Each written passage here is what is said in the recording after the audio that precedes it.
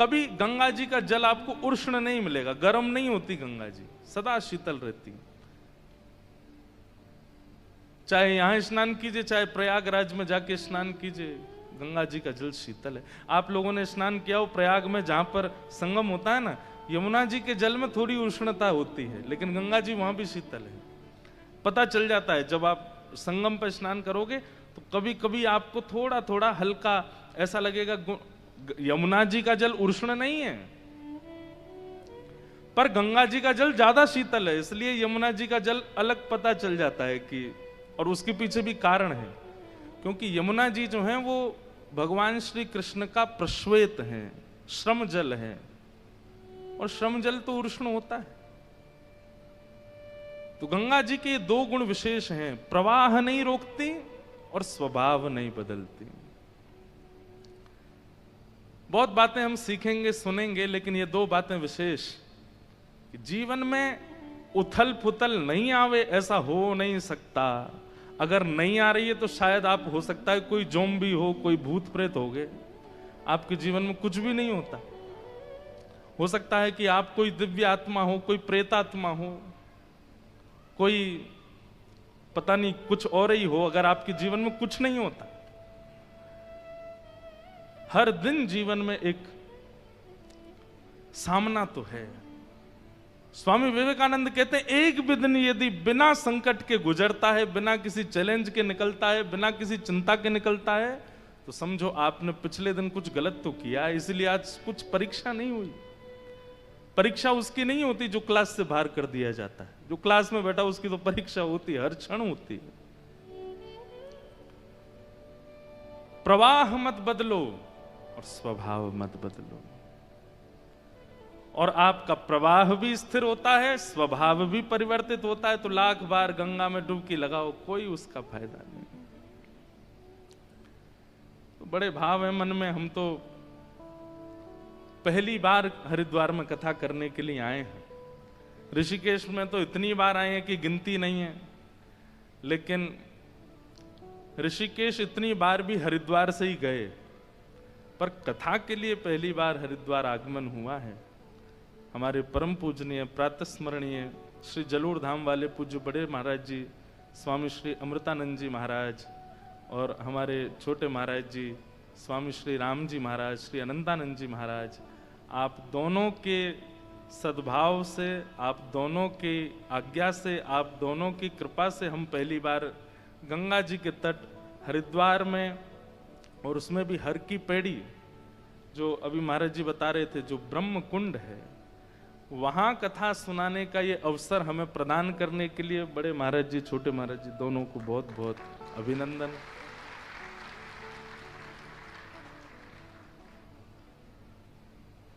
ये कथा भी गंगा जी के लिए होती है, क्योंकि इतने जीवात्मा गंगा जी में अपने आर्तों को नष्ट करने के लिए आते हैं, तो श्री गंगा जी भी विचार करती हैं कि मेरी चिकित्सा कौन करे।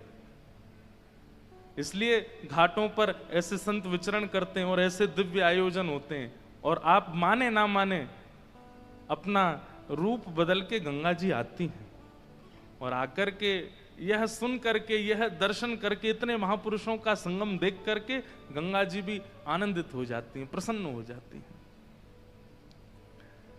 हमारे मंच पर विराजमान श्री महामंडलेश्वर स्वामी श्री हरि चेतनानंद जी महाराज, आपके पावन चरणों में बारंबार प्रणाम। हमारे परम पूजनीय श्री जोधपुर वाले महाराज जी, जिनके सानिध्य में भी 3 दिन का नवदा भक्ति महोत्सव हुआ था, ऐसे परम पूजनीय स्वामी श्री राम प्रसाद जी महाराज, आपके पावन युगल चरणों में बारंबार प्रणाम करते हैं। आपने बड़ी कृपा करके अभी जोधपुर में खूब सुंदर समायोजन किया, और कई लोग उसका दर्शन किए होंगे। बड़ा आनंद आया महाराज जी के सानिध्य में। नवदा भक्ति पर 3 दिन का कुछ सत्र हुआ। भारतवर्ष के कई संत भी वहां गए, हमारे राम जी भी गए थे। ऐसे पूज्य महाराज जी को बारंबार प्रणाम करते हैं। स्वामी श्री ऋषिश्वरानंद जी महाराज हरिद्वार से विराजमान है, उनके चरणों में बारंबार प्रणाम। एवं श्री गोविंद राम जी महाराज जोधपुर से विराजमान है, उनको भी प्रणाम। साथ ही डॉक्टर स्वामी श्री हरिहरानंद जी महाराज हरिद्वार से, उनको भी बारंबार प्रणाम। भागवत के सरस वक्ता स्वामी रविदेव जी महाराज, उनको भी बारंबार प्रणाम। एवं विराजमान सब संत महापुरुषों को सबको प्रणाम। वही बात है कि महाराज जी कह रहे सबका नाम बोलें तो इतना समय निकल जाए, तो सबको वंदन करते हैं, पावन युगल चरणों में सबको प्रणाम करते हैं, भागवत की मंगलमयी कथा में प्रवेश करते हैं। आज प्रथम दिन है और ठीक 4 बजे हम आके बैठ गए महाराज जी। क्या आनंद आया आज, है बिल्कुल समय से। ये हमारे महाराज जी की कृपा है, नहीं तो कहीं ना कहीं कथाओं में हम लेट नहीं होते महाराज जी, लोग ही कहते हैं थोड़ा देर से आइए, सब हो जाए व्यवस्था, फिर आइएगा। लेकिन आज से ये कथा का प्रारंभ मंगल में हो गया है। आप सब लोग बहुत ध्यान से पहले कुछ बातें सुन लीजिए। नित्य कथा में समय से आइए, और यदि बन सके तो, ना बन सके तो कोई जबरदस्ती नहीं है, बन सके तो ऐसे संकल्प से कथा श्रवण कीजिए कि पहले गंगा स्नान कर लीजिए और शुद्ध वस्त्र धारण करके फिर सीधे पंडाल में आकर के श्री भागवत की कथा सुनो। हमारी योजना ऐसी आज तो नहीं बन पाई, पर कल से हम प्रयास करेंगे कि ऐसी योजना बन जाए कि गंगा स्नान करके ही सीधे मंच पर आवें, अपरस में ही आके कथा सुनावें। उसका आनंद कुछ और होगा। तन पवित्र करके आए, फिर मन पवित्र करें, बुद्धि पवित्र करें, आत्मा। ये परिवर्तन के लिए है, बहुत ध्यान से सुनिएगा। सब लोग इधर देखो, बिल्कुल। कथा श्रवण मनोरंजन नहीं, मनोमंथन है। यहां आकर के आप परिवर्तित होकर के नहीं जाते हैं तो फिर ये आपका भी समय व्यर्थ हुआ और आपने दूसरे का भी समय व्यर्थ किया। श्री शुकाचार्य जी ने परीक्षित को एक ही कथा सुनाई, एक ही कथा में उद्धार हो गया। यहां हमारी अनंत कथाएं सुनने के बाद भी हमारे जीवन में परिवर्तन नहीं है। इसलिए परिवर्तन की भावना से कथा श्रवण कीजिए। हम लोग भक्त चरित्र सुनते हैं, चैतन्य महाप्रभु की एक वाणी सुनकर के रूप सनातन गोस्वामी वृंदावन की खोज कर लेते हैं। हितरवंश महाप्रभु का एक उपदेश सुनकर के अत्यंत वीतराग, अत्यंत विद्वान श्री हरिराम व्यास वृंदावन में ऐसी निष्ठा कर लेते हैं। अपने पत्नी के कुछ राम चरण मिलन शब्दों को सुनकर के भारतवर्ष को गोस्वामी तुलसीदास जी प्राप्त हो जाते हैं। एक वाक्य ही काफी है परिवर्तन के लिए, एक सत्संग के क्षण ही काफी हैं परिवर्तन के लिए, भगवत प्राप्ति के लिए। लेकिन इतनी कथाएं होने के बाद भी, इतना सब कुछ सुनने के बाद भी परिवर्तन नहीं होता। इसमें बताने वाले का दोष नहीं है, सुनने वाले का दोष। वैद्य ने औषधि दी लेकिन आपका रोग ठीक नहीं हुआ, इसका मतलब वैद्य गलत नहीं है, औषधि गलत नहीं है, आपने परहेज का पालन नहीं किया। आपको डायबिटीज हो गई, डॉक्टर ने दवाई दे दी, 6 महीना बाद जब शुगर चेक किया तो 350। डॉक्टर बोला तुम समय से दवाई ले रहे थे? बोले हाँ ले रहे थे। सब कुछ बिल्कुल जैसे मैंने बताया वैसे कर रहे थे? हाँ। सुबह नाश्ता क्या करते थे? बोले कचौड़ी का। दोपहर में भोजन क्या करते थे? रसमलाई का। रात में सोते समय क्या पाते थे? बोले रबड़ी पाके सोते थे। तो भाई तुम कितनी भी औषधि लो, परिवर्तन तो नहीं होगा ना, रोग तो ठीक नहीं होगा। परिवर्तन की भावना से कथा में विराजो। वक्ता अपना कार्य करेगा, कथा अपना कार्य करेंगी, आप अपना कार्य करो, सावधानी रखो। तो कथा सुनने के पूर्व अगर बन सके तो, नहीं बन सके तो कोई जबरदस्ती नहीं। गंगा तब दर्शनात् मुक्ति, दर्शन से भी मुक्ति मिल जाती है, लेकिन फिर भी स्नान करके। अच्छा, गंगा जी के स्नान की भी विधि है, ध्यान से सुनिएगा, ये तो करना है। गंगा जी में कभी भी अपवित्र अवस्था में स्नान नहीं करना चाहिए। प्रयास कीजिए कि पहले आप जहां रुके हैं, जिस आश्रम में, जिस जगह पर, पहले वहां स्नान कर लीजिए। स्नान करने के बाद में शुद्ध वस्त्र पहनिए, महाराज जी आधे से ज्यादा तो इस बात को सुन के नहाने ही नहीं जाएंगे, बोले अब पहले कमरा में नहाओ। जो इतनी भीड़ लगती है, लेकिन वास्तव में आपको हम सत्य बता रहे हैं, बात बहुत ध्यान से सुनिए। पहले अपने स्थान पर स्नान कर लीजिए, बिल्कुल जैसे किसी विवाह में जाने के लिए तैयार होते हैं ऐसे तैयार होइए, बिल्कुल शुद्ध। गंगा कोई ऐसे जलाशय नहीं है कि बस कूद गए जाके, स्विमिंग पूल थोड़ा ही है, मंदिर है, साक्षात चलायमान मंदिर है हरि का। वहां पवित्र अवस्था में जाइए और फिर पवित्र अवस्था में जाकर के पहले तो गंगा जी का दर्शन करके प्रणाम करो। उसके बाद कुछ अगर पुष्प नैवेद्य हो तो पहले गंगा जी का आचमन करो, पूजन करो। अपने दाहिने हाथ में जल लेकर के सबसे पहले माथे से लगाओ, कंठ से लगाओ, आंखों से लगाओ, आचमन करो, संकल्प करो, प्राणायाम करो। नहीं हो सकते ये सब तो कुछ भी नहीं तो केवल जल माथे से लगाओ, प्रणाम करो और प्रणाम करके गंगा मैया से एक वचन जरूर दो, हे मां जय। हमने ऐसा श्रवण किया कि आप पाप मुक्त करती हैं, जय। सब संत महापुरुष पधारे, सबको बारंबार प्रणाम, सबके चरणों में बारंबार वंदन। ये भी चलते फिरते सब गंगा जी हैं, सबको वंदन करते हैं, जय।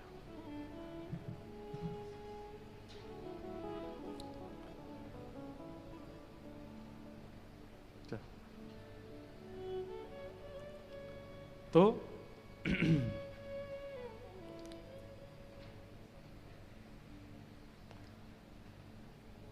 गंगा जी को सबसे पहले मस्तिष्क पर धारण करो, नेत्रों से आचमन करो, प्राणायाम करो, संकल्प करो। संकल्प का मतलब क्या होता है?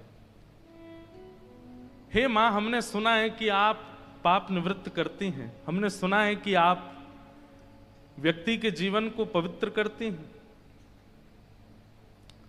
हम निवेदन करना चाहते हैं कि हे गंगा मैया, हमारे अंदर बहुत अवगुण हैं, सद्गुणों की तो कोई ऐसी जगह नहीं है हमारे अंदर, पर अवगुण बहुत हैं।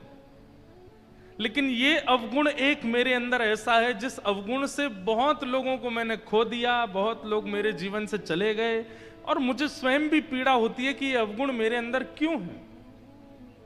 मैं इस अवगुण का नाश करना चाहता हूं, हे गंगा मैया आप कृपा करो, मेरा ये अवगुण समाप्त हो। चाहे वो क्रोध का है, चाहे वो काम का है, चाहे वो लोभ का है, चाहे वो ईर्ष्या का है, चाहे वो द्वेष का है, चाहे वो कुछ बहुत अभद्र खाने का है, पीने का है, अशुद्ध वचन बोलने का है, ये जो भी अवगुण हैं, उस अवगुण की शिकायत कीजिए गंगा मैया से, उसका संकल्प लीजिए, आप इस अवगुण को नष्ट कर दीजिए। मैं वचन देता हूं कि पुनः ये अवगुण मेरे अंदर ना उत्पन्न हो, इसकी मैं पूरी सावधानी रखूंगा। और ऐसा कह के अपने वस्त्र, कुछ वस्त्र तो होने चाहिए शरीर पर, और वस्त्र उतार के फिर गंगा जी में प्रविष्ट हो जाओ। गंगा जी में शरीर को मलना नहीं चाहिए। गंगा जी में किसी भी प्रकार की किसी वस्तु से अपने शरीर को, साबुन लगा रहे हैं, शैम्पू लगा रहे हैं, इससे तो पाप और होता है। गंगा जी में स्नान करो और साक्षात, अब बंधुओं देखो कितनी अच्छी बात, ये विचार करके नहीं कि ये नदी है, ये विचार करके नहीं कि ये जलाशय है, ये विचार करके कि साक्षात संचिंतयेत भगवतस् चरणारविंदम, श्री राधा रमण लाल जी के परम कोमल चरणों का स्पर्श करके ये पावन शीतल जल आ रहा है। कैसे ठाकुर जी के नख हैं, कैसे ठाकुर जी के अंगुष्ठ हैं, कैसे चरण हैं, उनका स्पर्श करते हुए जलाशय आ रहा है। ये भावना चित्त में धारण करके फिर उसमें गोते लगाओ। कितना पवित्र स्नान है गंगा जी का, कितनी पवित्रता से स्नान होता है गंगा जी का, लेकिन हम कैसे करते हैं? तीसरी सीढ़ी पर चढ़ गए, हट जाओ सबरे, कूदूंगा मैं। हम लोग उसको जलाशय और स्विमिंग पूल बना देते हैं। इसीलिए तो इतने लोग स्नान करते हैं गंगा जी में, फिर भी मानसिकता नहीं बदलती, फिर भी उनका व्यवहार नहीं बदलता, फिर भी उनका स्वभाव नहीं बदलता। अरे गंगा जी ने क्या नहीं दिया? आज रामचरितमानस पूरे विश्व को गंगा जी की भेंट है। इन्हीं के तट पर बैठ करके गोस्वामी तुलसीदास जी महाराज रचना करते हैं। यमुना जी के तट पर बैठ करके गोस्वामी जी चिंतन करते हैं।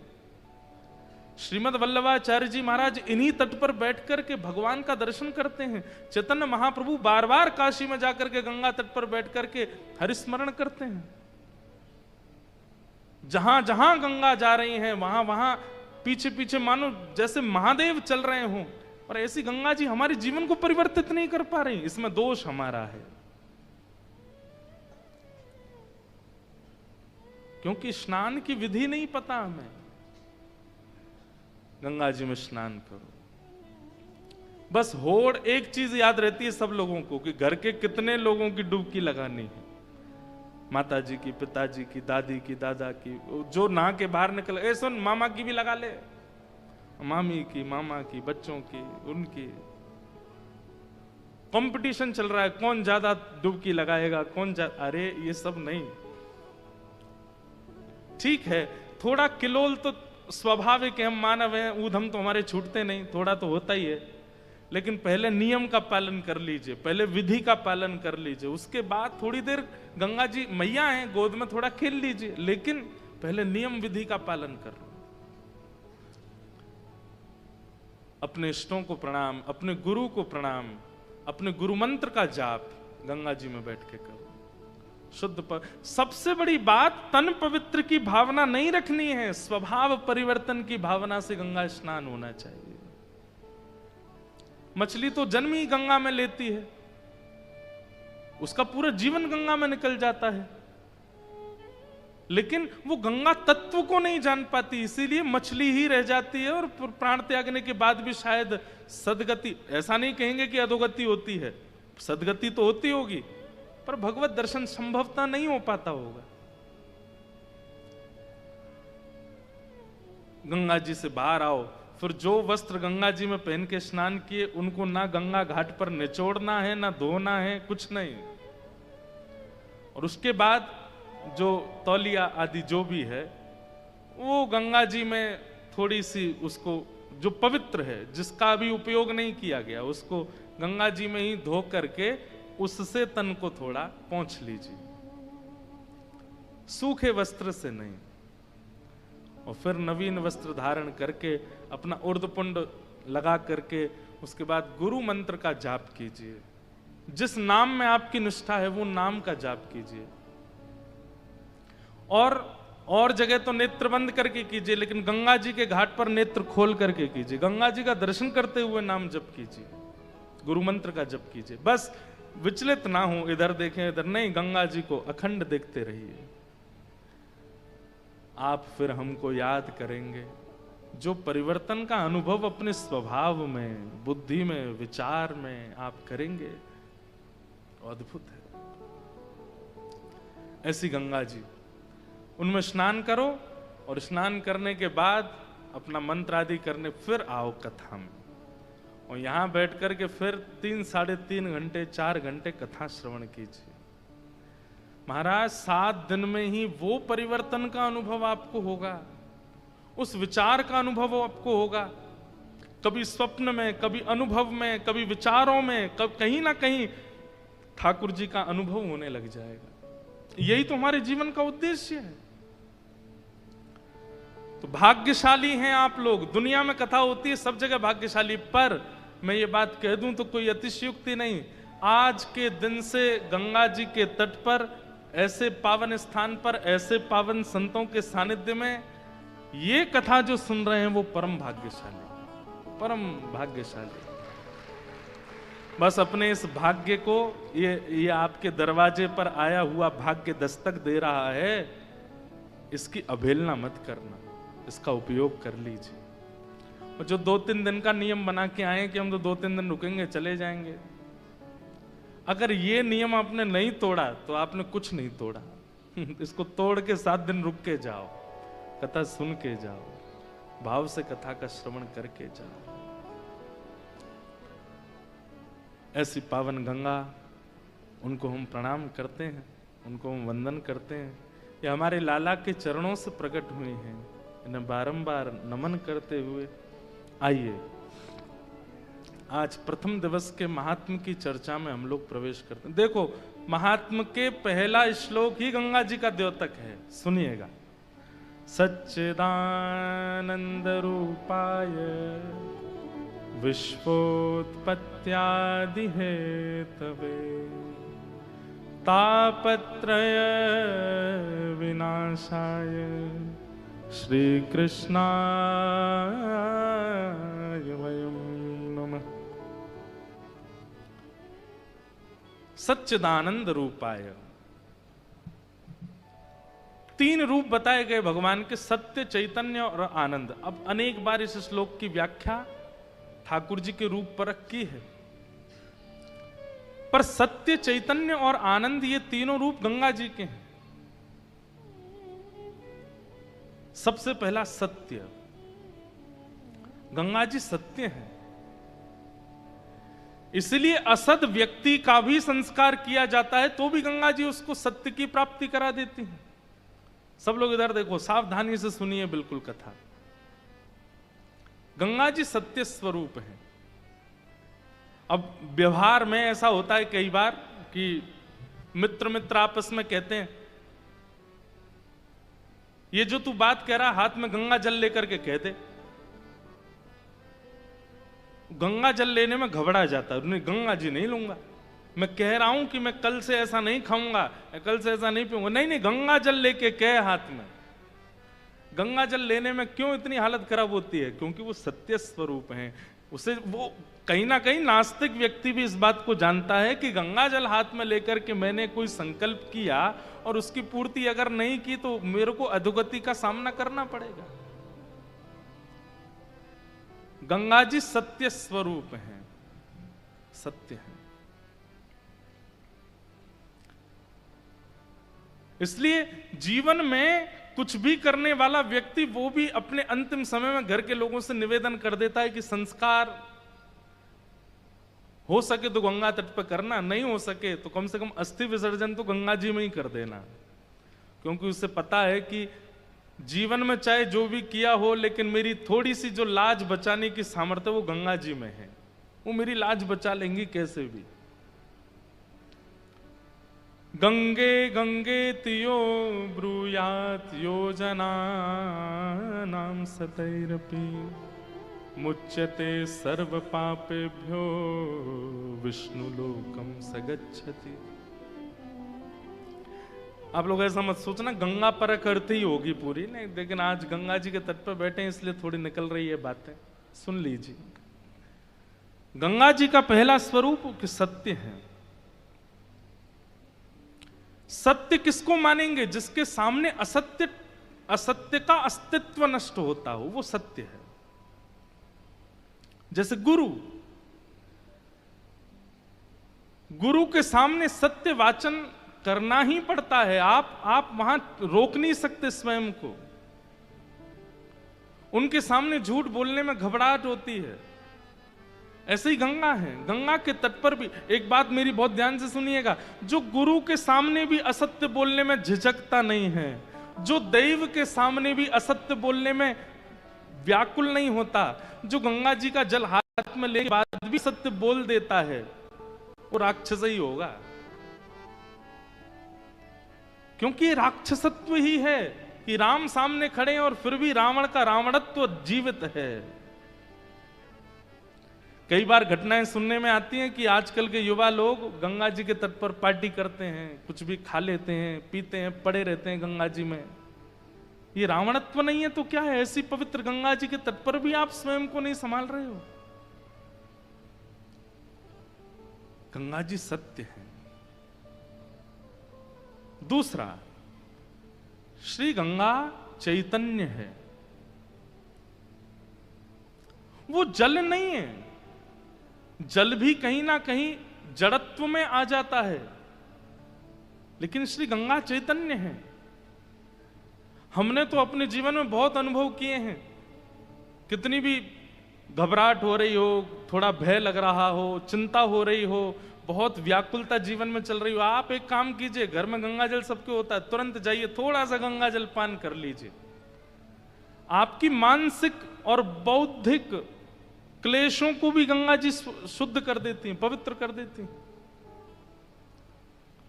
गंगा जी का जल जल नहीं है, वो चैतन्य है, साक्षात प्रतिमूर्ति है, एक एक बिंदु में देव विद्यमान है, सत्य है, चैतन्य है और आनंद है। श्री गंगा जी आनंद है।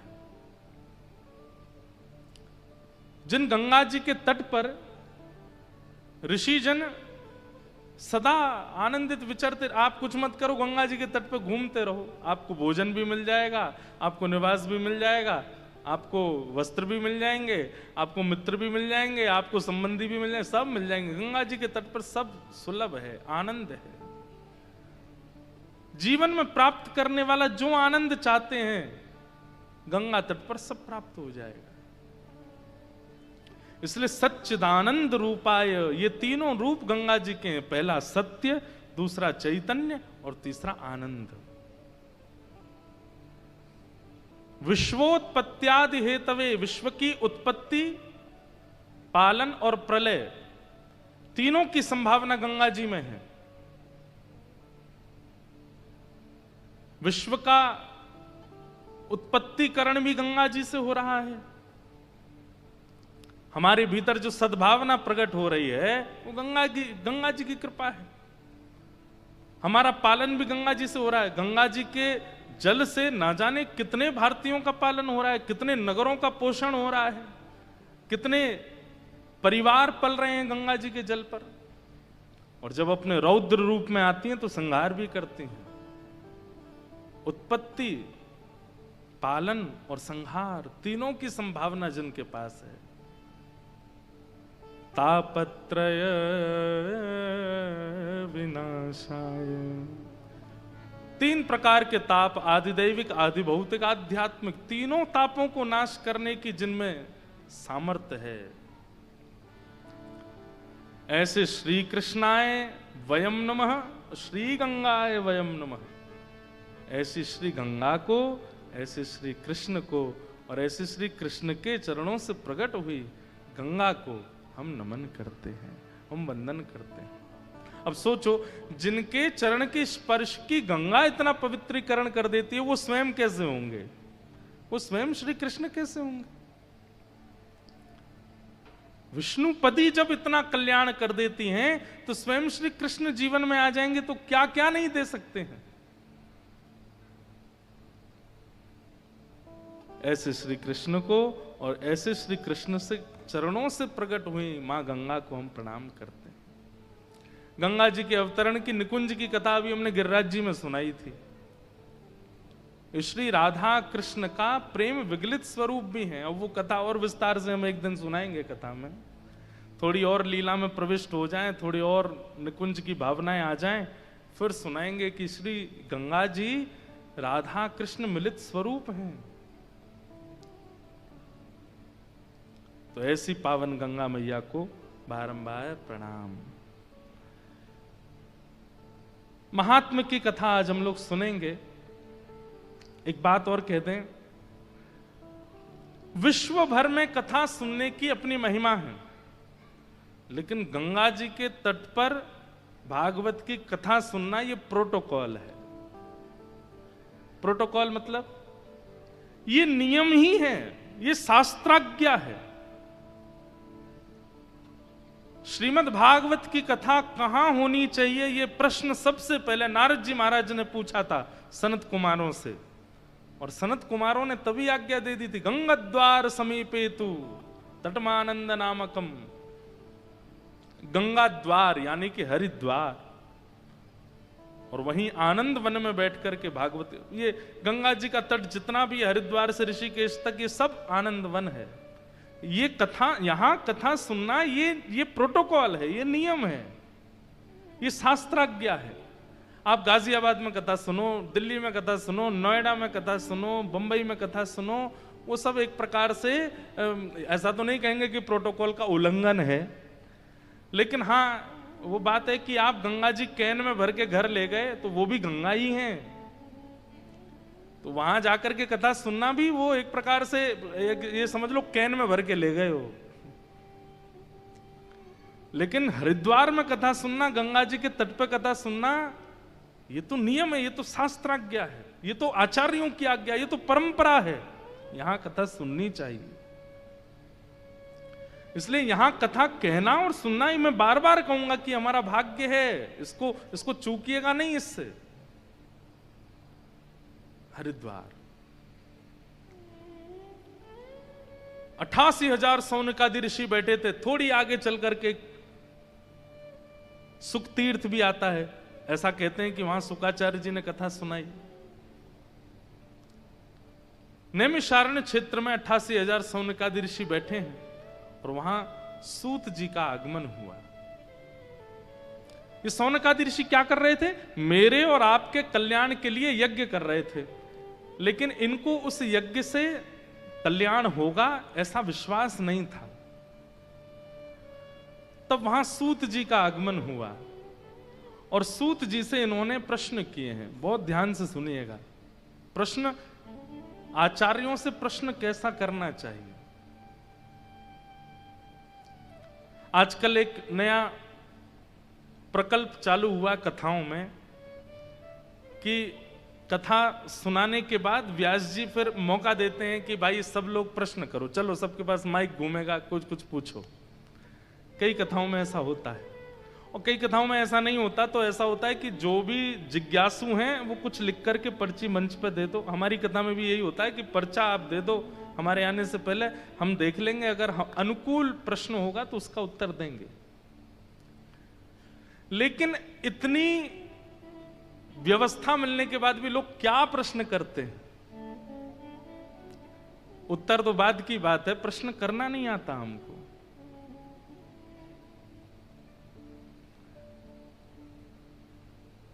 प्रश्न करने की अगर आपको छूट मिली है तो प्रश्न कैसा होना चाहिए, सुनिए। सौनकादि ऋषि कह रहे हैं सूत जी महाराज से, क्या इह घोरे कलौ प्रायो जीवाश्चा सुरतां गत क्लेशाकान्तस्य तस्यैव शोधने किं परायणम्। क्या प्रश्न कर रहे हैं? सौनकादि ऋषि कहते हैं, अच्छा एक बात और कहते हैं आपको, यमुना जी का तट जो है ना वो भक्ति का तट है। नर्मदा जी का जो तट है वो वैराग्य का तट है और गंगा जी का जो तट है ये ज्ञान का तट है। इसलिए ऐसा नहीं है कि हम निकुंज लीलाएं यहां नहीं कहेंगे, पर यहां थोड़ा ज्ञानवर्धक प्रसंग ज्यादा रहेंगे। इसलिए बहुत ध्यान से सुनिएगा, चूकिएगा नहीं, एक शब्द भी छोड़िएगा नहीं। प्रश्न कैसा होना चाहिए? पूछने वाले का भी कल्याण हो, बताने वाले का भी कल्याण हो और जो खाली बैठे सुन रहे हैं उनका भी कल्याण हो, ऐसा प्रश्न होना चाहिए।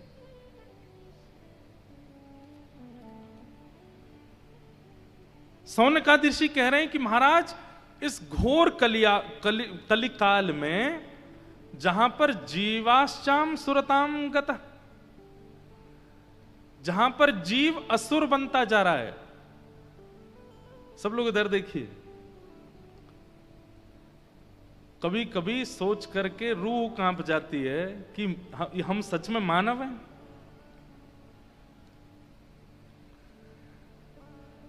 बचपन अभी 26, 27, 28 वर्ष तो हमको हो गए, आप लोगों में से कई 40 वर्ष के 50 वर्ष के बैठे हैं। क्या क्या नहीं देख लिया हमने, कैसी कैसी विचारधारा वाले लोग रहते हैं इस संसार में।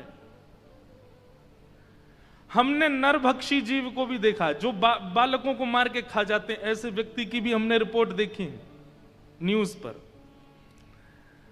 हमने ऐसे लोगों को भी देखा है जो जीवों को मार करके उनके अंदर के पार्टों को बेच देते हैं, उनके बारे में भी खबर आती है। चलो ये तो बहुत पहले की घटनाएं थी। अब विवाह करने के बाद पति पत्नी को मार देती है, पत्नी पति को मार देता है। माता अपने प्रेमी के साथ भाग गई और जाते जाते क्या कर गई, अपने 2 बालकों को जहर दे गई। ये कैसे हो सकता है? ये कलयुग नहीं है तो क्या है? आप हम सब लोग आपसी द्वंद्व में चल रहे हैं, आपसी युद्धों में चल रहे हैं कि उन्होंने कथा में यूं कह दिया, उन्होंने कथा में ऐसे कर दिया, वो महाराज जी तो यूं कर रहे थे, उनके तो यूं चल रहा था। और संसार में कलयुग अपने चरण पसार रहा है।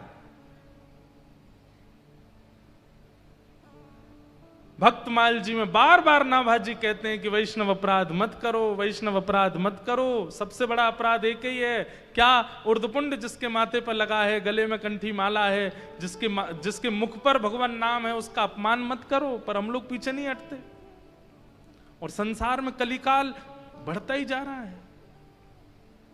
जीव असुरत्व को प्राप्त हो रहे हैं। अरे कई बार तो रावण कंस भी कहते होंगे ये तो हमने भी नहीं किया जो ये कलयुग के जीव कर रहे हैं।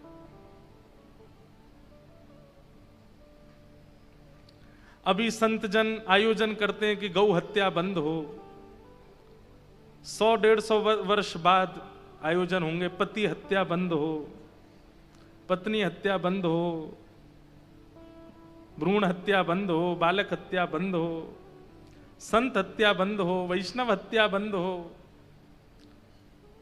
भगवान करे कि ये सब सुनने तक हम लोग जीवित ना रहें, लेकिन ये सब होगा। कलयुग जैसे हर दिन, आज जितना कलयुग है कल उससे ज्यादा है। मैं आपको यहां कथा सुना रहा हूं, इतनी देर में भी कितनी घटनाएं घट गई होंगी, कितना असरत्व मानवों के चित्त में आ चुका होगा। हमारे पास गंगा है, कथा है, संत हैं, फिर भी हम असुर बनने से नहीं रुक पा रहे, क्योंकि हमारे जीवन में प्रायोरिटी केवल कुछ पा लेना है, और वो पाने में केवल और केवल ऐश्वर्य है। सुख संपत्ति घर आवे, ये तो गाते हैं हम, पर चित्त की शुद्धि की बात क्यों नहीं करते? हरि जी मोहे संत हृदय कर दीजो, हरि जी मोहे संत हृदय कर दीजो।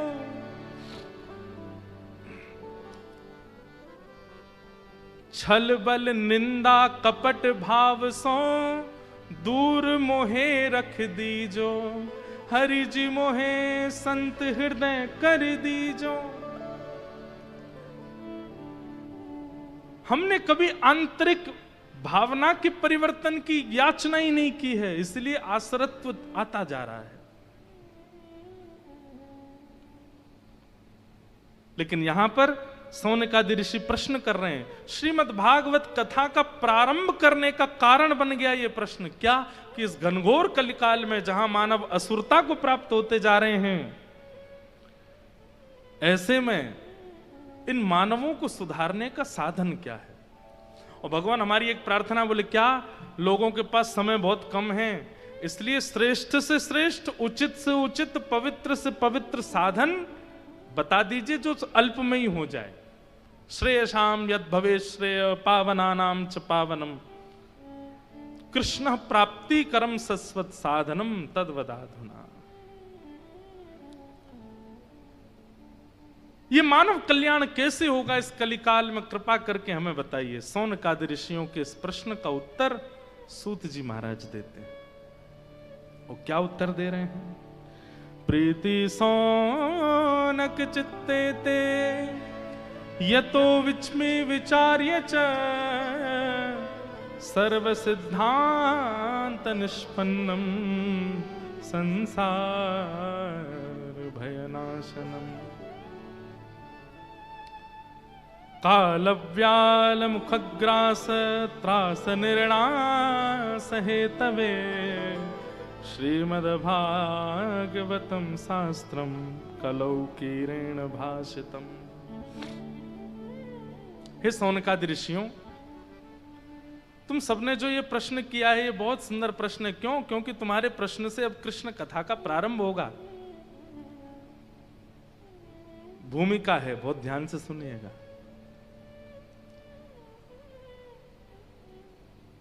लेकिन इस संसार में कल्याण करने वाले व्यक्ति को सबसे पहले यह विचार करना चाहिए कि कृष्ण प्राप्ति कैसे हो। भगवत प्राप्ति को ही कल्याण कहा जाता है। धन प्राप्ति को कल्याण कहते तो रावण कल्याण कर चुका है अपना। ऐश्वर्य प्राप्ति को कल्याण कहते तो रावण का ऐश्वर्य लंका से अयोध्या तक था और सार्वभौम विश्व में था एवं तीनों लोकों में था। ऐश्वर्य भी है, धन भी है, संपत्ति है, मंदोदरी जैसी पुत्री है, अक्षय कुमार जैसा पुत्र है। क्या नहीं है रावण के पास? आप कहोगे भाई ये सब कुछ था, अंतरंग कुछ नहीं। बुद्धि हमारे पास एक है, उसके पास 10 थी। शब्दावली, जब बोलता था रावण हिमालय की चोटियां हिलने लग जाती थी। क्या नहीं था रावण के पास? आज का मानव अपनी इच्छाओं को एक पन्ने पर लिख दे तो वो सारी इच्छाएं जो एक मानव चाहता है, जो एक संसारी व्यक्ति चाहता है, वो सब था रावण के पास। तो इसका मतलब क्या है कि आपकी जो इच्छाएं हैं ये पूर्ति हो जाए तो आप में और रावण में कोई अंतर नहीं है।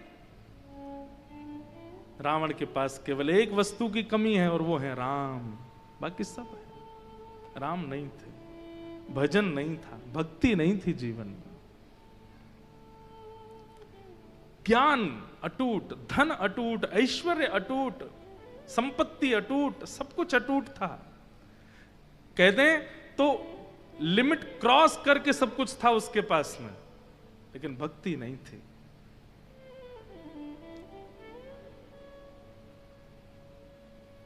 आज तक फल भोग रहा है। हर दशहरा पे बेचारे को जलाया जाता है। दशहरा मैदान पर इतना बड़ा पुतला बना करके जलाते हैं। ये कोई पारंपरिक बात नहीं है रावण जलाना। ये तो हमारे पहले से ही है कि जिसने भी कुछ गलत किया उसका पुतला जलता ही है। आज भी जलते, कई लोगों के पुतले जला देते हैं। रावण का जलाया गया।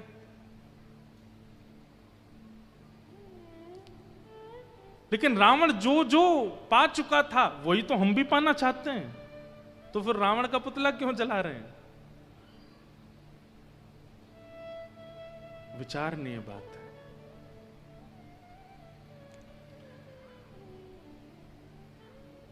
कल्याण धनवान होना नहीं, कल्याण ऐश्वर्यवान होना नहीं, कल्याण संपत्तिवान होना नहीं, कल्याण तो कृष्ण प्राप्ति। अभी परसों जगन्नाथ भगवान की रथ यात्रा होगी।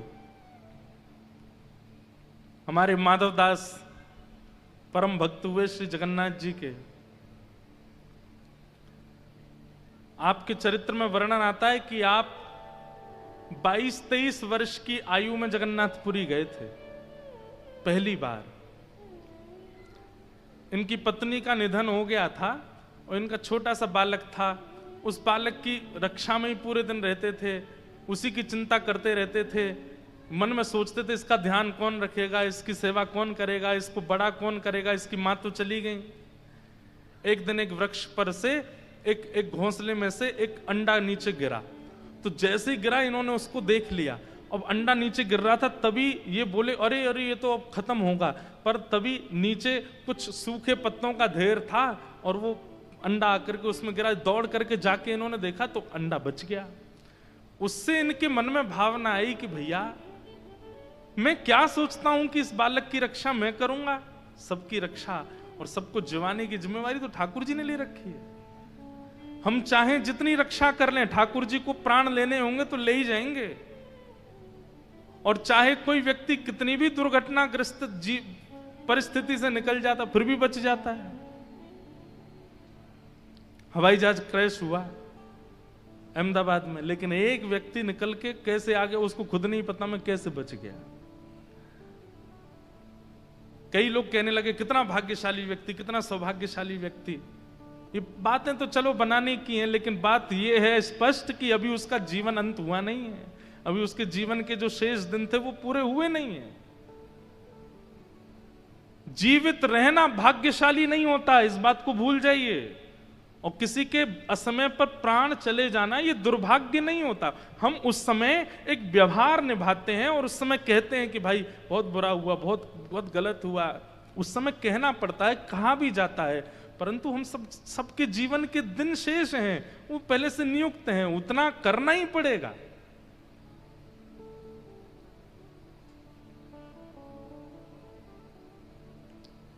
माधव दास जी के मन में आया, मैं बेटे की रक्षा के लिए इतनी चिंता कर रहा हूं, परंतु भैया ठाकुर जी के हाथ में है सब।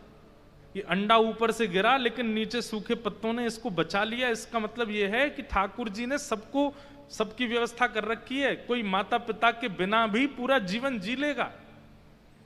और अपने पुत्र को अपने परिवार के हवाले करके और माधव दास जी जगन्नाथपुरी चले गए। कहते हैं कि जब माधव दास जी ने पहली बार नील चक्र देखा, जगन्नाथ भगवान के जो शिखर पर नील चक्र विराजमान है, बंधुओं उसकी बड़ी महिमा है। जगन्नाथ महाप्रभु के जो शिखर पर नील चक्र है वो इतना विशाल है, कहते हैं कि उस नील चक्र का कोई मोल नहीं बता सकता कितना मोल है, कितना मूल्यवान है। और बोले उसका भार इतना है कि यदि नील चक्र के भार के समान कुछ वस्तु अगर पृथ्वी पर गिर गई तो जितना जगन्नाथ जी का शिखर है उतना गड्ढा हो जाएगा भीतर, इतना भार है। तो माधव दास जी ने जैसे नील चक्र देखा, नील चक्र देखते ही उनके मन में इतनी व्याकुलता, इतना रोए माधव दास जी। क्यों रोए? इस बात से वेदना में आ गए कि मैंने अपने जीवन के 24 वर्ष गवा दिए बिना जगन्नाथ जी को देखे। आज 24 वर्ष बाद देखने आया हूं मैं इनको। अरे मैंने अगर 24 वर्ष पहले से महाप्रभु जी का दर्शन किया होता तो कम से कम 24 वर्ष के दर्शन की अवधि से आज मुझे महाप्रभु जी मिल गए होते। इतने व्याकुल और इतने पीड़ित अपने आप को मानने लगे कि मैंने 24 वर्ष क्यों गवा दिए।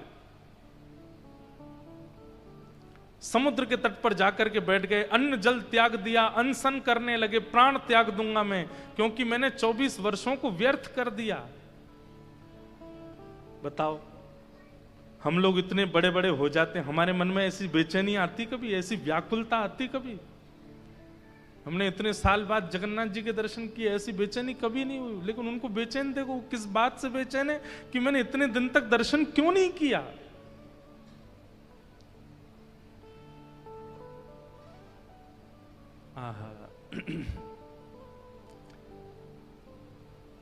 ब्रह्मवेदी पर बैठे हुए महाप्रभु जगन्नाथ जी आज बड़े व्याकुल से दिख रहे हैं। पुजारी जी ने जाकर के कहा, महाप्रभु जी आपके मुखमंडल पर ये शुष्कता दिख रही है, क्या कारण है? आप इतने उदास क्यों लग रहे हैं? तो महाप्रभु जी कहते हैं, मेरे परम भक्त माधव दास आए और वो 3 दिन से भूखे प्यासे बैठे हैं समुद्र तट पर।